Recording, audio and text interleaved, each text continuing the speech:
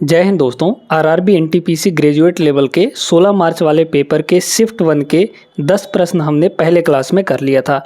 आज 11वां प्रश्न करेंगे। प्लेलिस्ट बना दिया गया है, लिंक आपको डिस्क्रिप्शन में मिल जाएगा। प्लेलिस्ट में सभी वीडियोज आपकी डाल दी जाएंगे। तो आइए यहाँ पर देखते हैं 11वां प्रश्न। इसको आप लोग यूनिट डिजिट और डिजिटल सम से लगाइए, क्योंकि मल्टीप्लाई करने में थोड़ा सा दिक्कत जाएगा, क्योंकि नंबर्स बड़े बड़े हैं। ठीक है, चलिए हम लोग करते हैं। देखा जाए यहाँ पर अगर देखा जाए तो ये है आपका f, है ना, सॉरी, ये है आपका x यानी डाटा, और ये है नंबर ऑफ स्टूडेंट यानी कि फ्रीक्वेंसी। ठीक है, तो सबसे पहले हम लोग इसका माध्य निकालने के लिए क्या करेंगे, f इंटू एक्स निकालना पड़ेगा, मतलब इसको और इसको मल्टीप्लाई करना पड़ेगा। ठीक है, तो हम लोग यहाँ पर दोनों चीज़ें करते हैं। पहले डिजिटल सम से करते हैं, है ना।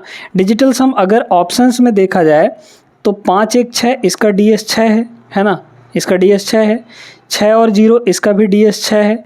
यहाँ पर 6 5 11, 11 का मतलब 2 है ना। 6 और 5 11, 11 का मतलब 1 और 1 2 हो जाएगा। फिर यहाँ पर 7 और 4 11, 11 का मतलब यहाँ पर 2 हो जाएगा। तो यहाँ पर डिजिटल सम 2 ठो का बराबर आ गया है ना। और यूनिट डिजिट अलग अलग है, तो यूनिट डिजिट और डिजिटल सम दोनों को साथ में लेकर चलते हैं। चलिए देखा जाए, अगर मल्टीप्लाई करें इन दोनों को 1 और 5, ठीक है, हम सिर्फ यूनिट डिजिट लेकर चल रहे हैं, तो 1 और 5 को मल्टीप्लाई करेंगे तो 5 आएगा, है ना। और यहाँ पर डिजिटल सम का भी मल्टीप्लाई करके चलते हैं। इसका ds कितना होगा, 8 1 9 होगा, है ना, ध्यान देते जाएगा। इसका ds 5 3 8, 7 3 10, 10 का मतलब 1, इसका 6 5 11, 11 का मतलब 2 हो जाएगा। इसका ds कितना होगा, 5 1 6 हो जाएगा। ये तो 4 है ही, ये 3 है ही, 6 1, ये हो जाएगा 7। तो डिजिटल सम से भी मल्टीप्लाई करते हुए चलिए, तो 9 और 6 54, 54 का मतलब यहाँ पर फिर से 9 हो गया, ds 9 आया।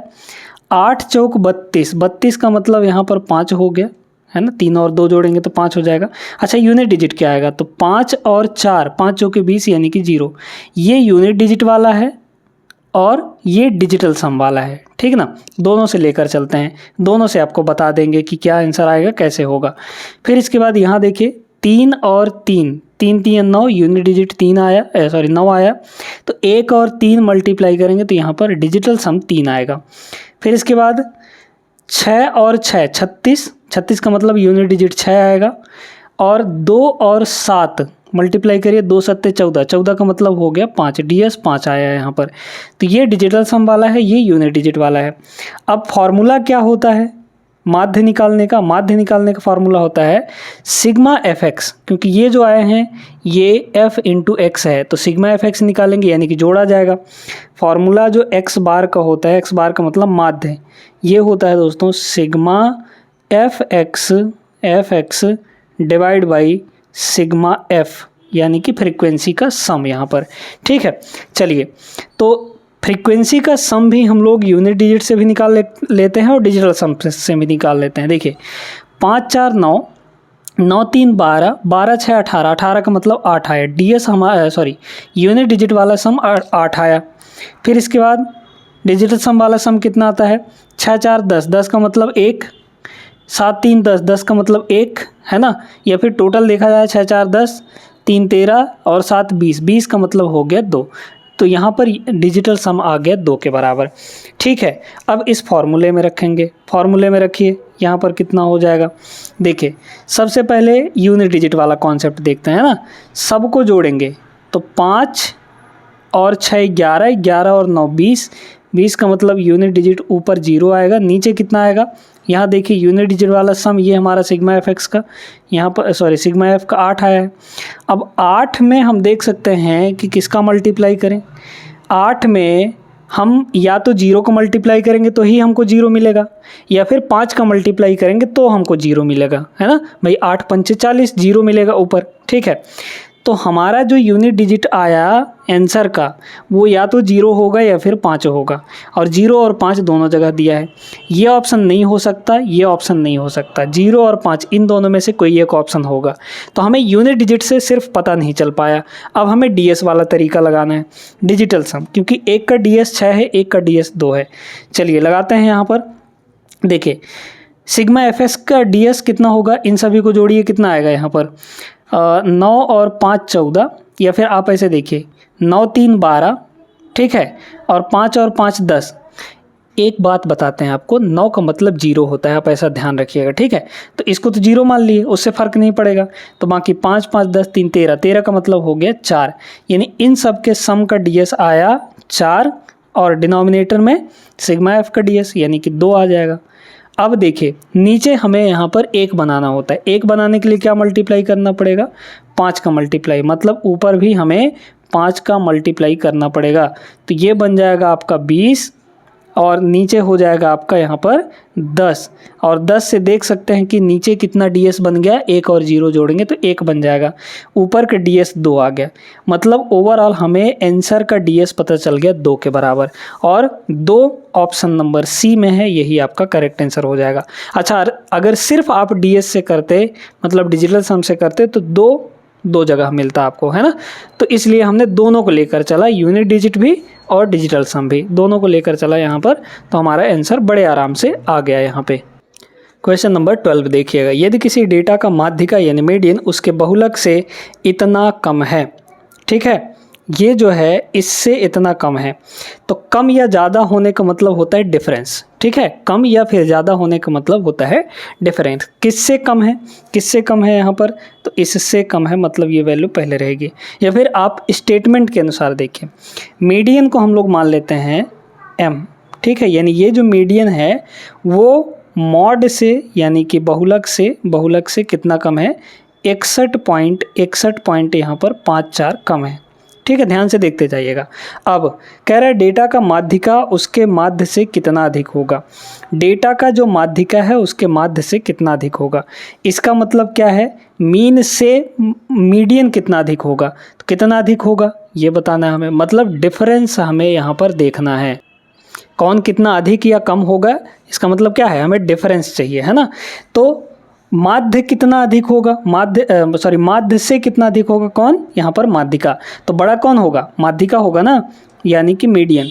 तो मीडियन जो है वो मीन से कितना अधिक होगा, ये स्टेटमेंट हमें यहाँ पर फाइंड करनी है, ये वैल्यू हमें फाइंड करनी है। चलिए, अब सिर्फ एक इक्वेशन से हमारा काम तो बनेगा नहीं, इसके लिए एम्पिरिकल फार्मूला जानना ज़रूरी है। एम्पिरिकल फार्मूला क्या होता है? जो मॉड होता है दोस्तों, ये होता है 3 into median minus 2 into mean, है ना। 2 इंटू मीन को हम लोग x बार से डिनोट कर रहे हैं, ठीक है, ये होता है। अब हमें m माइनस एक्स बार चाहिए, मतलब हमें मॉड को हटाना पड़ेगा, मॉड को कहीं ना कहीं हमें यहाँ पे हटाना पड़ेगा। तो मॉड को हटाइए, यहाँ पर मॉड की वैल्यू ये रख दीजिए, रखिए, तो ये हो जाएगा m यानी मीडियन। मॉड की वैल्यू कितनी है? 3 मीडियन माइनस 2 मीन, और माइनस ये है 61.54, है ना। ध्यान से देखते जाइएगा। अब इसमें देखिए, अब इसमें हम लोग क्या कर सकते हैं, इस वाले को इधर भेज देते हैं तो पॉजिटिव हो जाएगा, ये प्लस m उधर जाएगा तो माइनस m हो जाएगा, मतलब हमारे पास 3m माइनस m यानी कि 2m हो गया, और माइनस यहाँ पर 2x बार हो जाएगा, और ये इधर आ जाएगा पॉजिटिव, मतलब ये वैल्यू पूरी की पूरी हो गई पॉजिटिव, ठीक है, पॉजिटिव हो गई। अब सब में 2 का डिवाइड कर लीजिए, यहाँ 2 से डिवाइड करेंगे तो m बचेगा, यहाँ 2 से डिवाइड करेंगे तो x बार बचेगा, यहाँ 2 से डिवाइड करिए कितना होगा? 30 पॉइंट कितना होगा? 30 पॉइंट समथिंग होगा, 30 पॉइंट ही समथिंग आएगा, मतलब option number C is the correct answer, ठीक है। यही तो हमें पूछा गया था। उम्मीद करते हैं क्लियर हो गया होगा। ये वाला फॉर्मूला आपको याद रखना है, mode equal to 3 median minus 2 mean, ये फॉर्मूला बहुत जगह काम में आता है। डिविजिबिलिटी रूल का बहुत बेहतरीन प्रश्न है, ए को दिया जाने वाला अधिकतम मान क्या होगा?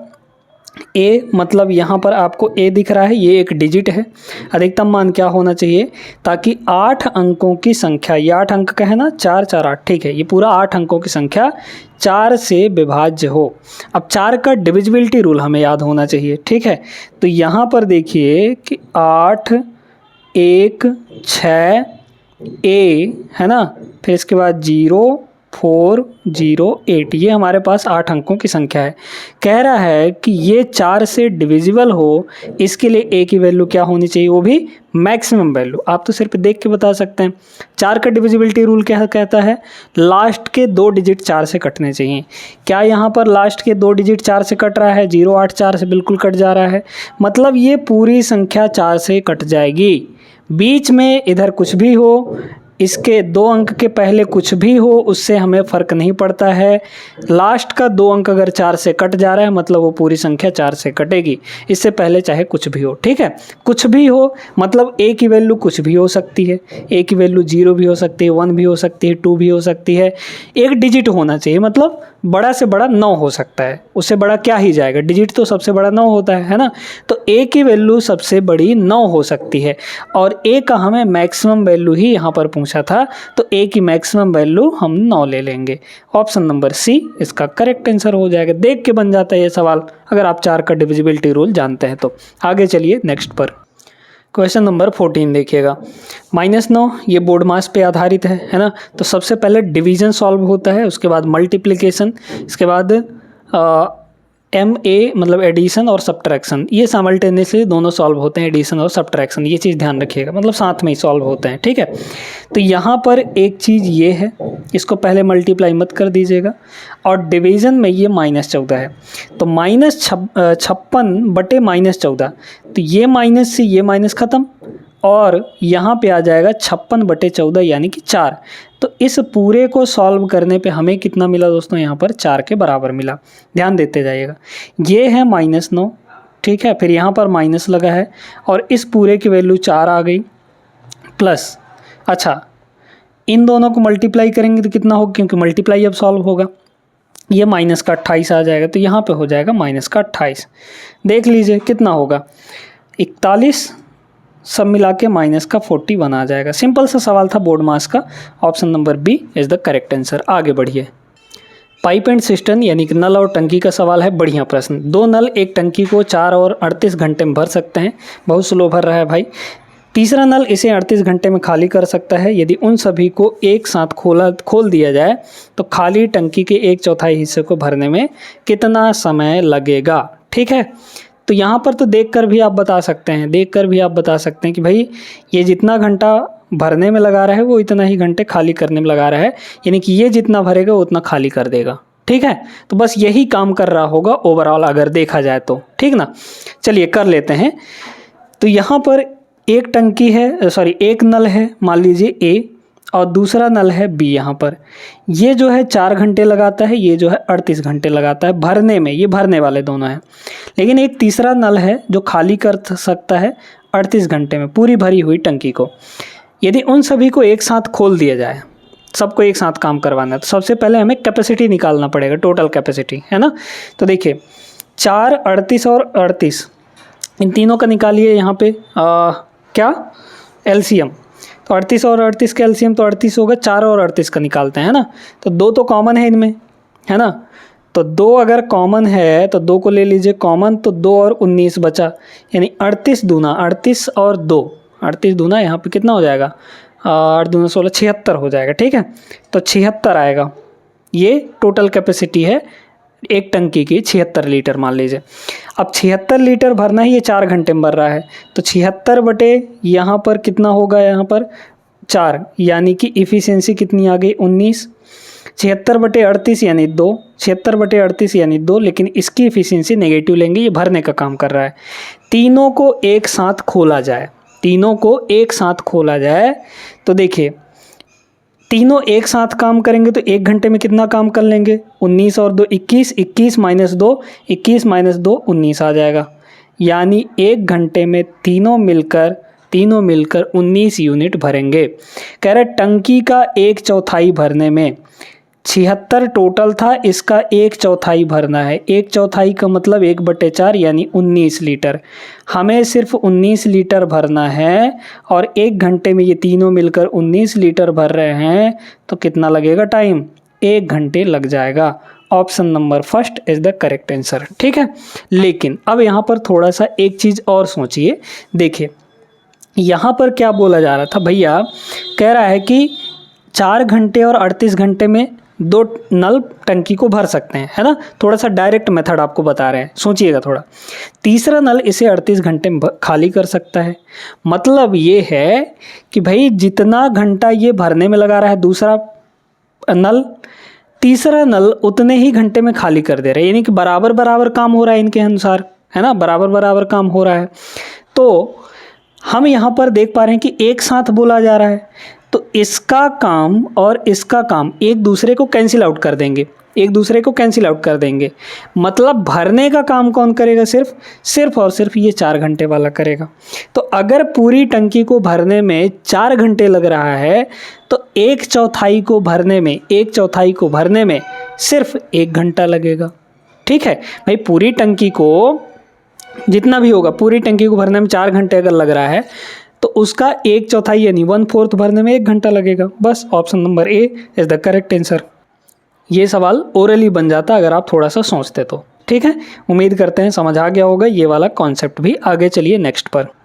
बहुत लोग इस टाइप के सवाल को छोड़ कर आ जाते हैं, उनको लगता है कि बहुत ज़्यादा बड़ा कैलकुलेशन करना पड़ेगा। बिल्कुल भी नहीं करना पड़ेगा, बहुत आसान है। ठीक है, यहाँ पर A/B आपको 2 और 3 दिया है। ठीक है, बड़े ध्यान से जो चीज़ बताने जा रहे हैं मिस मत करिएगा उस कॉन्सेप्ट को। अगर मिस कर दिए तो फिर आपके प्रश्न गलत हो सकते हैं। A और B का रेशियो कितना दिया है, 2 और 3 दिया है। ठीक है, अब यहाँ पर एक चीज़ हम आपको बता रहे हैं, यहाँ ऊपर क्या है 7A³ - 2B³, नीचे क्या है B³ - A³। मतलब जो दोनों वेरिएबल्स हैं A और B, उनका पावर न्यूमरेटर में भी और डिनोमिनेटर में भी सेम है। और अगर ऐसा होता है तो वो होमोजीनियस एक्सप्रेशन कहलाते हैं। अगर ये होमोजीनियस है तो आप डायरेक्टली यहाँ से रेशियो की वैल्यू उनका एग्जैक्ट वैल्यू के रूप में ले सकते हैं। ए की वैल्यू, ए का रेशियो वैसे 2 था लेकिन ए की वैल्यू हम 2 ले सकते हैं। लेकिन अगर यहीं पे इनका पावर सेम ना रहता, होमोजीनियस एक्सप्रेशन ना रहता, तो हम लोग ए की डायरेक्ट वैल्यू 2 नहीं ले सकते थे, है ना। ये चीज़ ध्यान रखना है। अगर यहाँ स्क्वायर लेकिन यहाँ क्यूब होता तो फिर गड़बड़ हो जाता, तब ऐसा नहीं कर पाते हम। तो यहाँ पर फिलहाल होमोजीनियस है, मतलब ए की वैल्यू 2 ले लेंगे, बी की वैल्यू 3 ले लेंगे। रखिए यहाँ पर, तो ये हो जाएगा 7, ए की वैल्यू 2 लेंगे तो ये हो जाएगा 2 का क्यूब -2, और बी की वैल्यू 3 ले लेंगे तो ये हो जाएगा 3 का क्यूब, और डिनोमिनेटर में B³ - A³ यानी कि B का क्यूब मतलब 3 का क्यूब माइनस यहाँ पर 2 का क्यूब हो जाएगा। ठीक है, ये हो गया। चलिए, तो अब देखा जाए, यहाँ पर देखा जाए कितना होगा, 8, 2 का क्यूब 8, 8 सत्ते ये हो जाएगा 56, और माइनस यहाँ 3 तियाँ 9, सॉरी 3 तियाँ 9 कह रहे, 3 का क्यूब 27 दूना 54, 27 दूना यहाँ पर 54 हो जाएगा, और डिनोमिनेटर में 27 और ये 8, तो 27 - 8 ये हो जाएगा 19, यानी ओवरऑल हमारे पास 2/19 आ गया। तो 2:19 आएगा हमारा answer. Option number first correct answer होगा। आगे बढ़ते हैं नेक्स्ट पर। बहुत ही बेहतरीन प्रश्न है दोस्तों, ये कॉन्सेप्ट इसका समझिएगा। ज्योमेट्री का सवाल है। कह रहे एक त्रिभुज PQR जहाँ पे QOR जो है वो आपका 130 डिग्री दिया है, जहाँ O त्रिभुज PQR का अंतः केंद्र है, यानी कि इन सेंटर है। ठीक ना। अब इन सेंटर क्या होता है बताते हैं। कह रहा है कि एंगल QPR का माप कितना होगा। चलिए, इन सेंटर का मतलब ये होता है कि एक ऐसा ट्रायंगल जिसके अंदर में एक सर्किल बना हो। ठीक है, अंदर में एक सर्किल बना हो और उस सर्किल का जो सेंटर होता है वो हमारा इन सेंटर कहलाता है। ठीक ना। अब यहाँ पे थोड़ा सा डायग्राम बना के आपको बताते हैं। देखिए, तो एक सर्किल है जो एक ट्रायंगल के अंदर आएगा। अब वो ट्रायंगल हम यहाँ पर बना लेते हैं। ठीक ना, ट्रायंगल PQR में यहाँ पर आपको देखा जाए तो कुछ इस तरीके से, है ना, ये आपका अंदर रहेगा। ठीक है, ये आपका अंदर रहेगा, मतलब टच करते हुए जाना चाहिए, टच करते हुए यहाँ पर जाना चाहिए, ये चीज़ का ध्यान रखना है। ठीक है, कुछ इस तरीके से टच करते हुए मतलब स्पर्श करते हुए। ये हमारा P हो गया, है ना, ये हमारा Q हो गया, और ये हमारा R हो गया पॉइंट, और ये जो सेंटर है यहाँ पर ये O के बराबर है। तो कह रहा है कि QOR अब क्यू ओ आर को मिलाइए, क्यू ओ यहाँ पर आर, ये जो एंगल दे रखा है दोस्तों ये आपका 130 डिग्री दे रखा है, ठीक है, 130 डिग्री दे रखा है। हमें पूछा क्या है, क्यू पी आर मतलब ये एंगल हमें पूछ रखा है, ठीक है, ये एंगल हमें यहाँ पर पूछ रखा है। अब इसका कॉन्सेप्ट क्या है, कॉन्सेप्ट ये है कि जो इन सेंटर पे जो एंगल बन रहा है, इन सेंटर पे जो एंगल बन रहा है, यानी कि ये जो 130 डिग्री है, 130 डिग्री, ये किसके बराबर होता है दोस्तों, तो ये होता है 90 प्लस इसी के जस्ट अपोजिट में जो एंगल है इसका आधा, है ना, यानी कि एंगल P का आधा, एंगल P जिसको हमने x माना है इसका आधा। ये कॉन्सेप्ट याद रखेंगे तो इस टाइप के सवाल बन जाएंगे, इन सेंटर वाला कॉन्सेप्ट, है ना। अब यहाँ से निकाल सकते हैं, ये x निकाल सकते हैं जो हमें पूछा गया था। 90 इधर आएगा, घट जाएगा, 9 4 13, 40 बचा, तो 40 और ये 2 इधर आके मल्टीप्लाई हो जाएगा, इज इक्वल टू x हो गया। तो x की वैल्यू यहाँ से कितनी आ गई, 80 डिग्री, है ना, 40 दूना 80 डिग्री, 80 डिग्री इसका correct answer option number B होगा। समझ गए, ये कॉन्सेप्ट बिल्कुल याद रखिएगा, बिना कॉन्सेप्ट किए सवाल नहीं बनेंगे। और ज्योमेट्री में जब तक आपको पक्का कॉन्सेप्ट नहीं पता होता है तब तक आप सवाल को नहीं लगा सकते हैं, ज्योमेट्री के सवाल ऐसे ही होते हैं, ठीक है ना। आगे चलिए नेक्स्ट पर, क्वेश्चन नंबर 18 देखिएगा, बहुत बढ़िया प्रश्न है, कह रहा है रेगुलर हेक्सागन का क्षेत्रफल निकालिए, ठीक है। तो यहाँ पर देखिए जिसकी भुजा आपको दे रखी है, ठीक ना, जिसकी भुजा आपको यहाँ पर दे रखी है, ठीक है। अब यहाँ पर देखते हैं दोस्तों कि हमारा जो रेगुलर हेक्सागन है उसका एरिया क्या होता है, ठीक है। तो एरिया का फॉर्मूला यहाँ पर याद रखिएगा, ठीक है।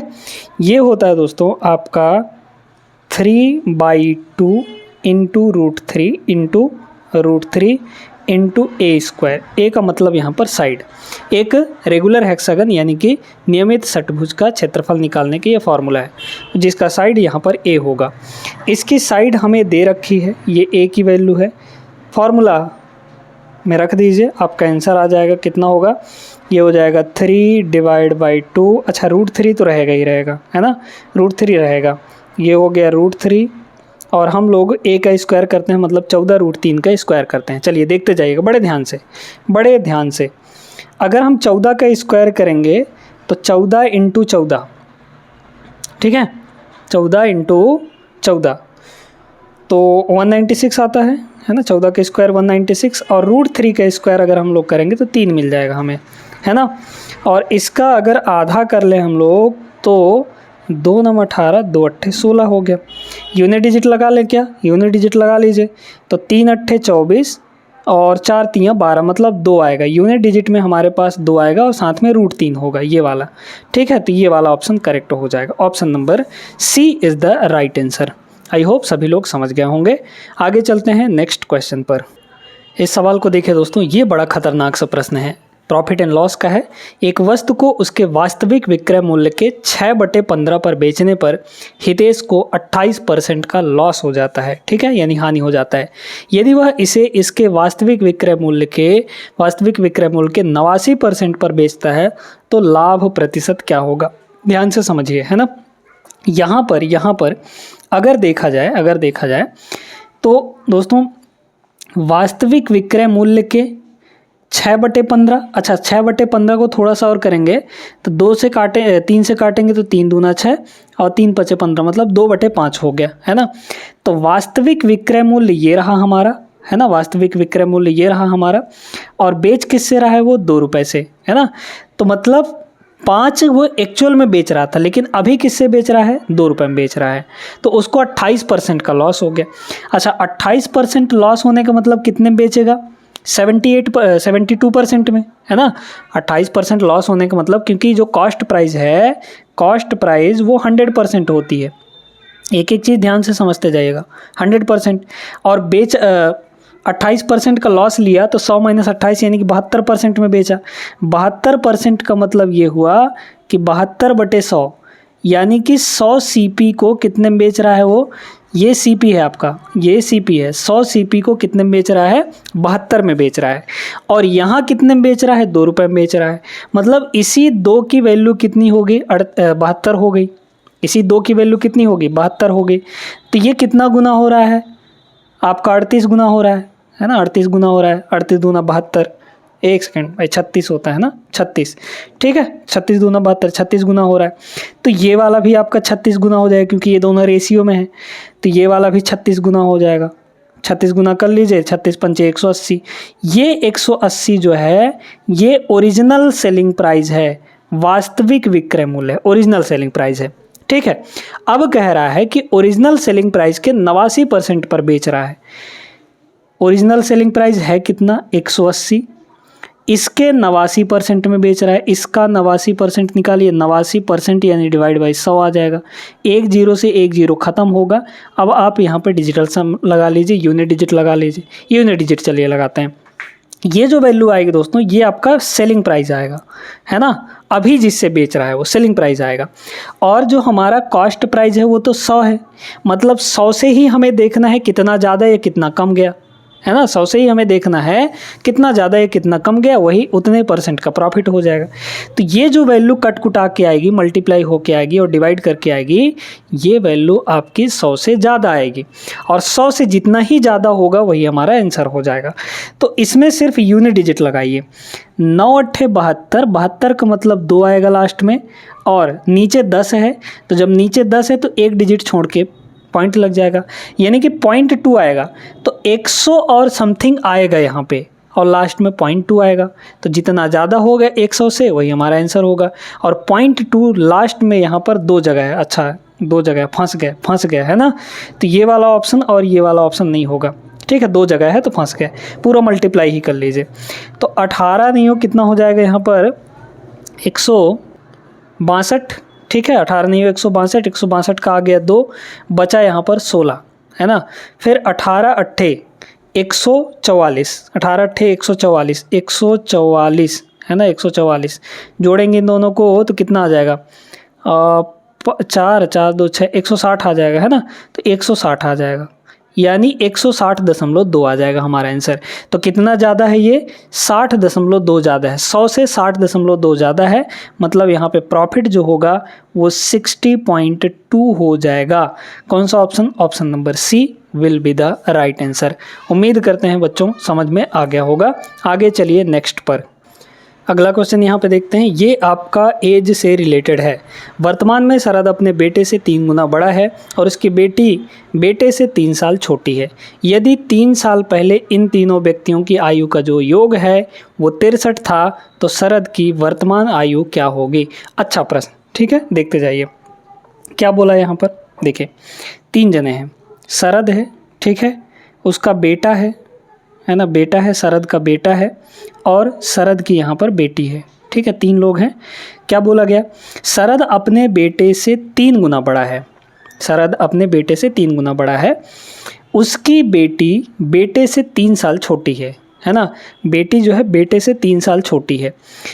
इसको हम ऐसा कह सकते हैं कि बेटी को अगर x मानेंगे, बेटी को अगर x मानेंगे तो बेटा 3 साल बड़ा हो जाएगा, है ना। आप ऐसा समझिए कि अगर बेटी बेटे से 3 साल छोटी है तो इसका मतलब ये भी तो हुआ कि बेटा जो है बेटी से 3 साल बड़ा है, इसको ऐसे भी कह सकते हैं हम लोग, है ना। फिर कह रहा है कि शरद अपने बेटे से 3 गुना है, तो बेटा यहाँ पर प्रेजेंट में x+3 है तो 3 गुना कर लीजिए, यानी कि 3x+3 हो जाएगा, है ना, 3 गुना हो जाएगा। फिर कह रहा है 3 साल पहले तीनों का आयु का योग, तीनों के आयु का योग 63 वर्ष था, तो वर्तमान में शरद की आयु कितनी होगी। ये जो तीनों चीज़ हैं ये आपके वर्तमान के एज हैं, है ना, लेकिन हमें सम कहाँ का पता है, योग कहाँ का पता है, 3 साल पहले का। थोड़ा सोचिए कि अगर 3 साल पहले तीनों 63 साल के थे, तीनों का मिलाकर 63 साल था, है ना, तो अभी प्रेजेंट में सबका एज कितना कितना बढ़ गया होगा, क्योंकि हमें प्रेजेंट का सम चाहिए।